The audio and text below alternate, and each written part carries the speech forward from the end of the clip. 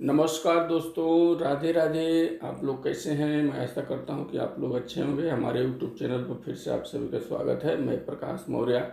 आज हमारे पास D take का एक मशीन रिपेयरिंग में आया हुआ है। आप लोग देख सकते हैं, देखिए डी टेक लिखा हुआ है। 350 वाट का है।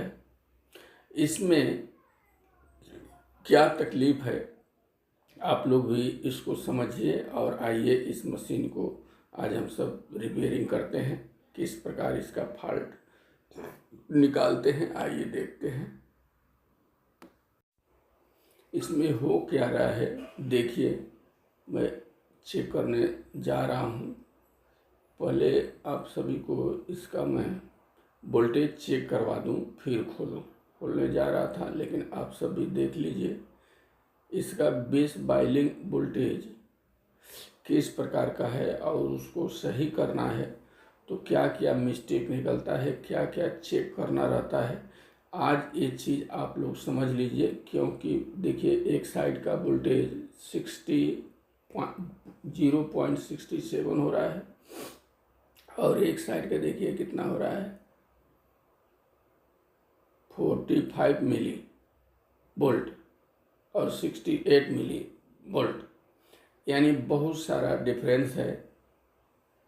1-2 मिली वोल्ट का अंतर रहता है तो चलता है, यहाँ तो कम से कम देखा जाए तो 15 मिली वोल्ट का अंतर है। ऐसे नहीं सेट चलेगा।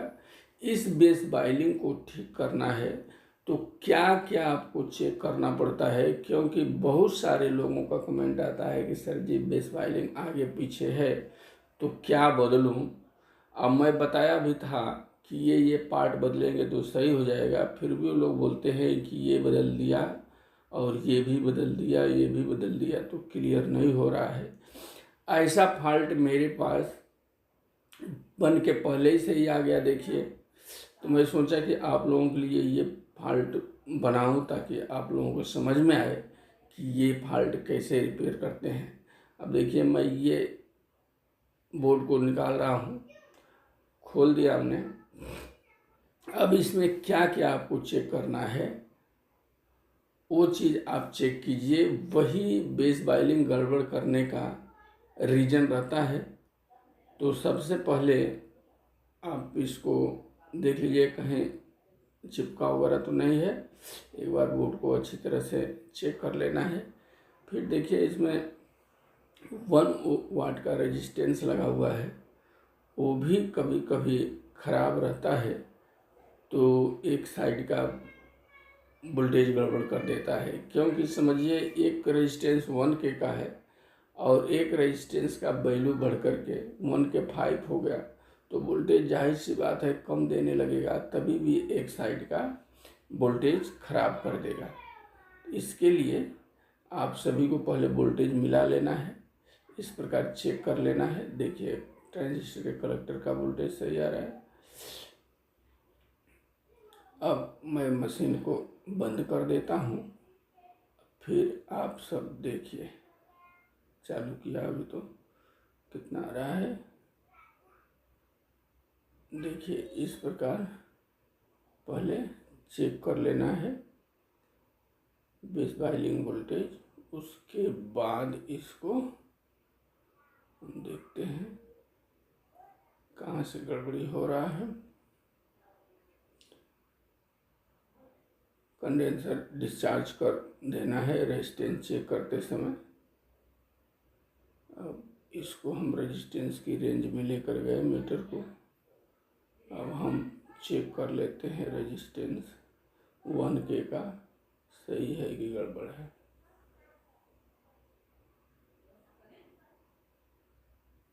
ये देखिए अप डाउन बता रहा है, यानी लगाया है तो क्लियर नहीं हो पा रहा है।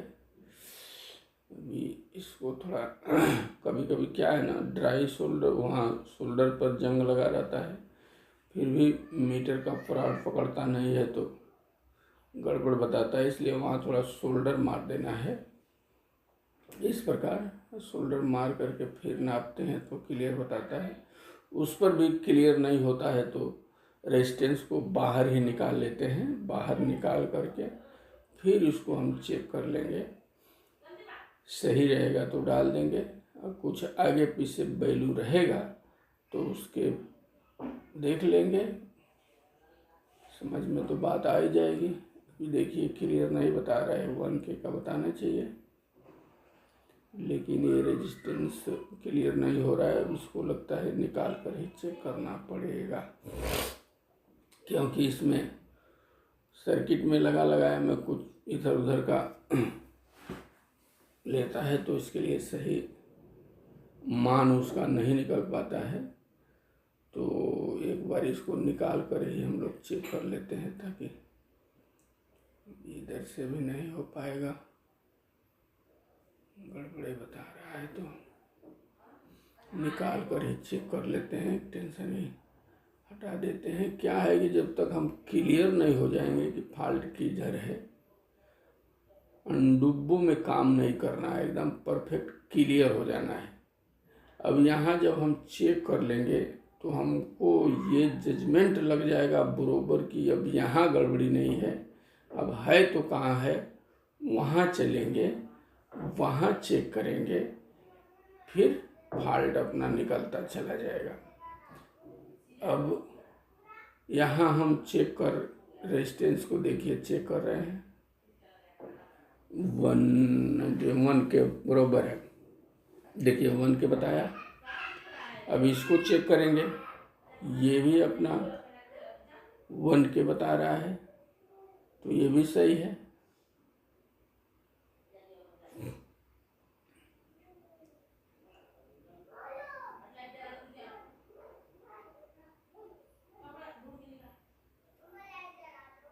अभी ये फिर देखते हैं, सीधा कर लेते हैं। अब डालेंगे, जब दोनों सही है तो क्या करेंगे, चलिए इसको डाल देते हैं।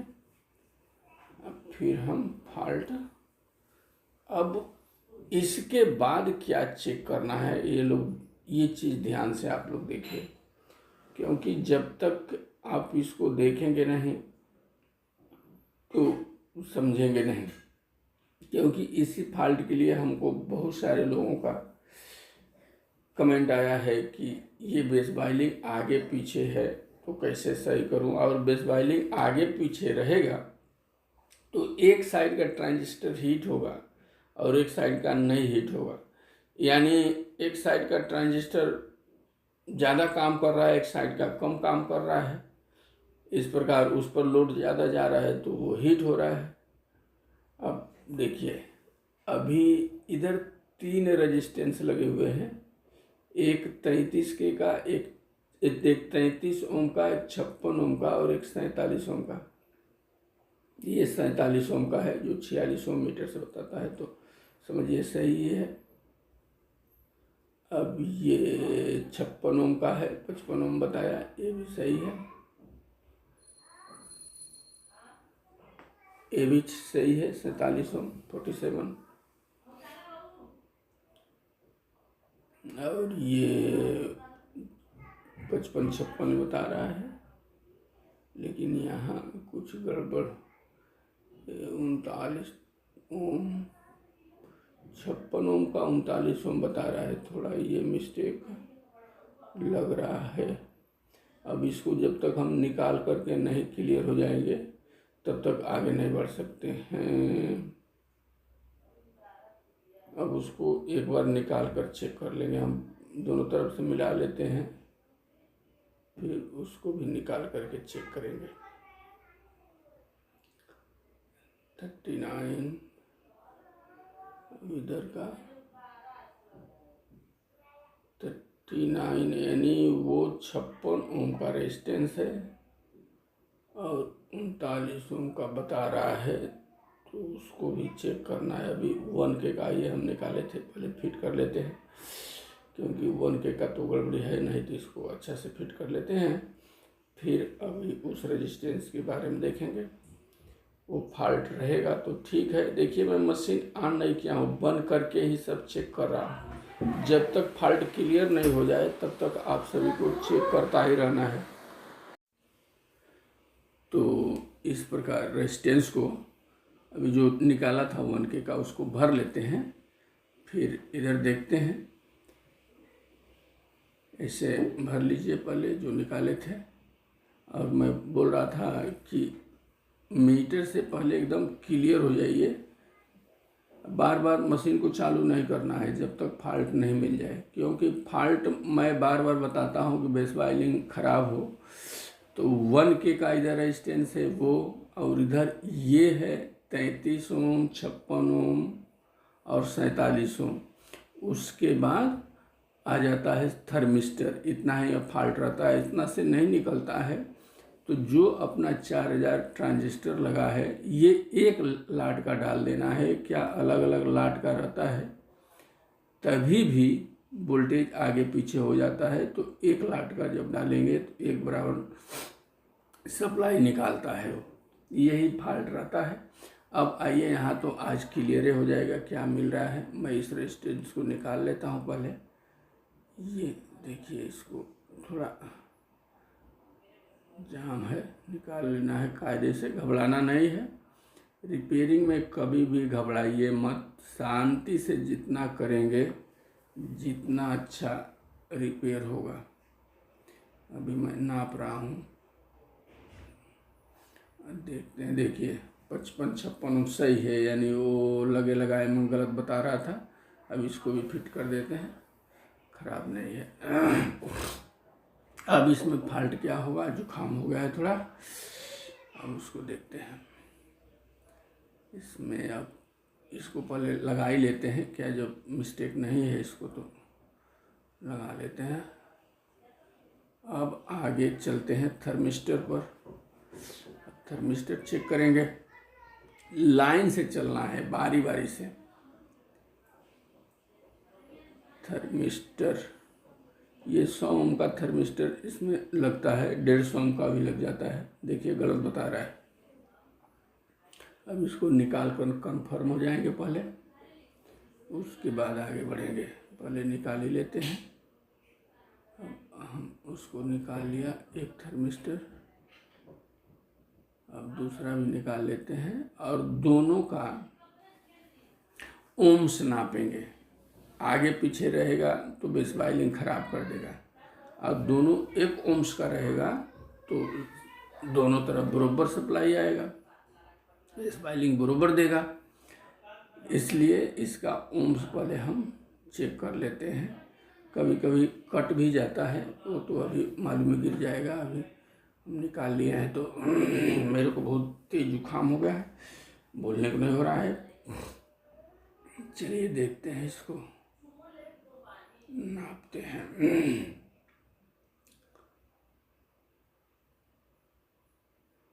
ये तो गलत ही बता रहा है,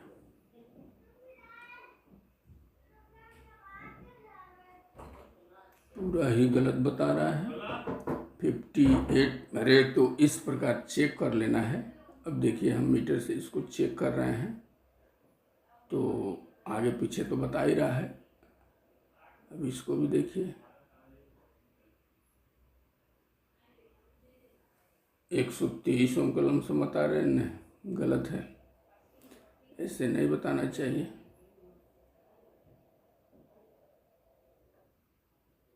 दोनों एक बराबर होना चाहिए कंटिन्यूटी। इसका क्या है, ये देखिए, ये तो ओपन ही दिख रहा है, कभी 60 ओम बता रहा है, ये कैसे बता रहा है। नहीं, गड़बड़ है।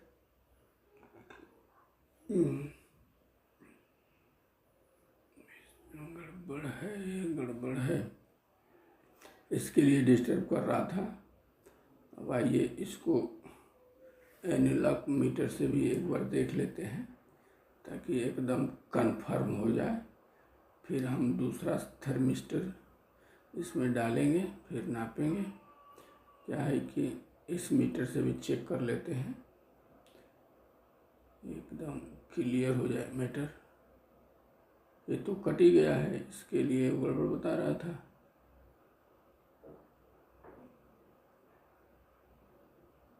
ये देखिए, ये कितना बता रहा है, करीबन 200, ये भी गलत है। और एक देखिए, इसमें क्लियर हो गया कि एक थर्मिस्टर पूरा ओपन हो गया है और एक थर्मिस्टर का वैल्यू ही बढ़ गया है, बहुत ज़्यादा वैल्यू हो गया है। अब इसको हम अलग कर देते हैं और दूसरा थर्मिस्टर इसमें डाल देते हैं, फिर देखते हैं वोल्टेज का क्या सिचुएशन रहता है। अभी तो फॉल्ट क्लियर हो गया, मिल गया, वहीं से था। जब तक फॉल्ट नहीं मिलता है तब तक ढूंढना पड़ता है। फॉल्ट तो क्लियर हो जाएगा वहीं से, हमको आशा लग रहा है। फिर डालना तो पड़ेगा ही, ढूंढ लेते हैं वो भी क्या है। थर्मिस्टर जल्दी मिलता नहीं है, मैं तो रखता हूँ, वो भी किस डब्बे में है उसको ढूंढना तो पड़ेगा ही, हमेशा ख़राब भी नहीं होता है। ढूंढ करके फिर इसको लगा करके फिर वोल्टेज को हम चेक करेंगे कैसे हो रहा है। इसी प्रकार आप लोग भी लाइन से चेक करते हुए जाइए, स्टेप बाय स्टेप जब चेक करते हुए जाएंगे तो फॉल्ट जहाँ रहेगा मिल जाएगा।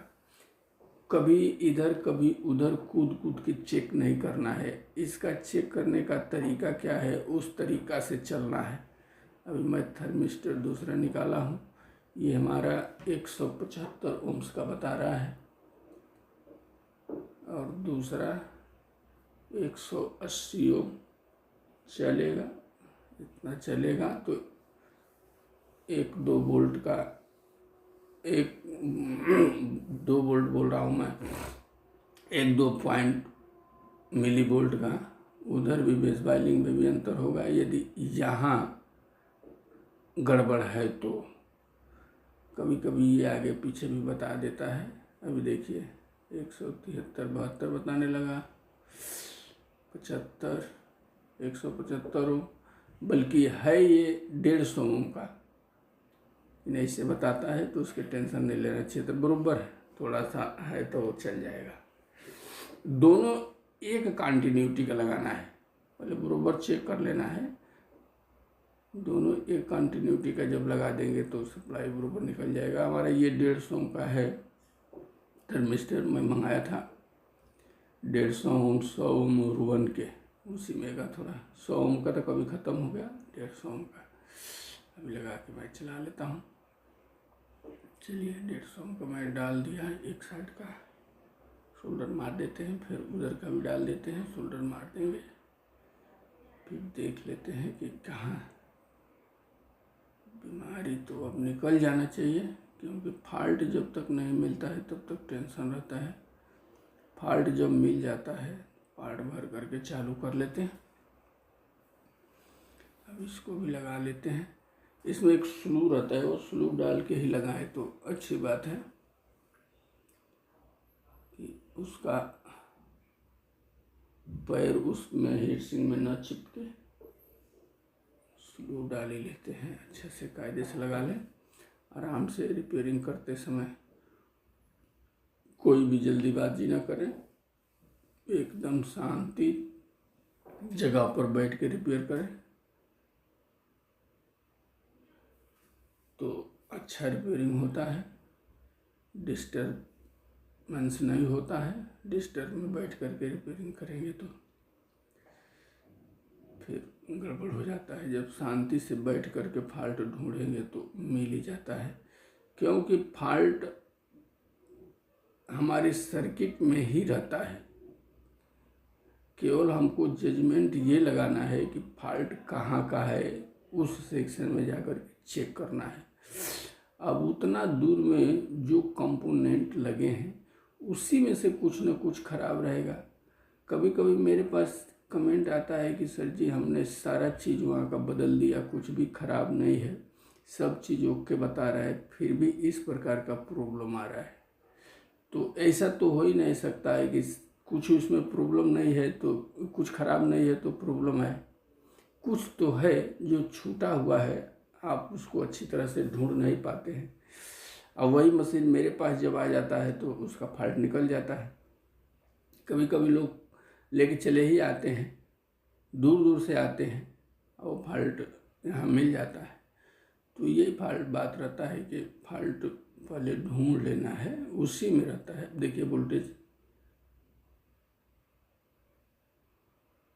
47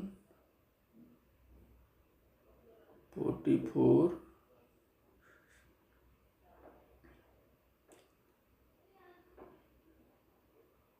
47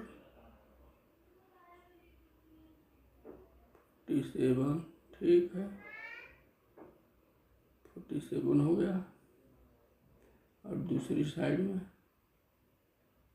45 चलेगा। उतना आगे पीछे तो थर्मिस्टर भी बता रहा था, क्लियर हो गया। नहीं तो 15-17 मिली वोल्ट का पहले फॉल्ट था, अब ये चलेगा और दोनों साइड एक बराबर काम करेगा। अब थोड़ा वोल्टेज हम सेट कर लेते हैं, फिर सेट घुमा करके देखिए। आधा वोल्ट रखना है, हाँ आधा वोल्ट से थोड़ा कम।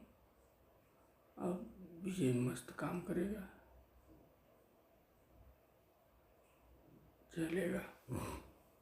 चलेगा एकदम परफेक्ट हो गया दोनों साइड का। अभी मशीन मस्त बजेगा। इसी तरह का फॉल्ट में लोग अटक जाते हैं, जगह पे नहीं पहुंचते हैं, इसके लिए परेशानी बढ़ जाता है। तो इस वीडियो से आप सभी को बहुत हेल्प मिलेगा। आप लोग इसी प्रकार से फॉल्ट निकालें। अब देखिए बजा रहे हैं, अब मशीन सिग्नल आ रहा है, बज रहा है।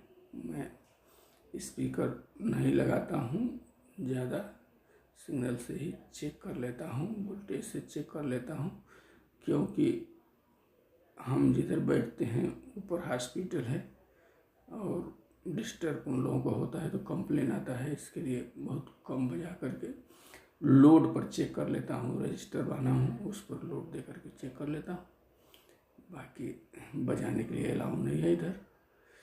अब इसको फिट कर लेना है, कायदे से फिट करके दे देना है, मशीन क्लियर हो गया। इसी प्रकार हम लोग फॉल्ट निकालते हैं और आप लोग भी इसी तरह फॉल्ट निकालें, जल्दी बन जाएगा, जल्दी रिपेयर हो जाएगा। इस तरह सिस्टम बाय सिस्टम चेक करेंगे तो इसको कायदे से फिट कर लेना है। ये भी इसका होली मैच नहीं करता है, औजा कराता है तो ग्रुपर देता है, बाकी कंपनियों का सबका डिस्टर्ब पे रहता है। इसके लिए थोड़ा इसमें तकलीफ होता है फिट करने में। तो इस प्रकार फिट करके मशीन को दे देना है। अब ये लगाने में थोड़ा टाइम जा रहा है, चलिए कोई बात नहीं, आराम से फिट कर लेते हैं। इस प्रकार चारों इसको लगा दीजिए, फिर उसको बॉडी से कस करके इसमें हम दे देंगे तो अच्छा रहेगा। इस प्रकार बेस बाइलिंग वाला वोल्टेज निकाल लेते हैं। तो मैं आशा करता हूँ कि आप सभी के समझ में आ गया होगा और आप लोग अच्छी तरह से रिपेयर कर लेंगे। ऐसा फॉल्ट आप लोगों के पास आए तो इस प्रकार फिट कर लेना है। साथ में करके नमस्कार, धन्यवाद दे देंगे। इसको मैं फिट करके दे दूंगा। अगले वीडियो में कुछ और निकालेंगे।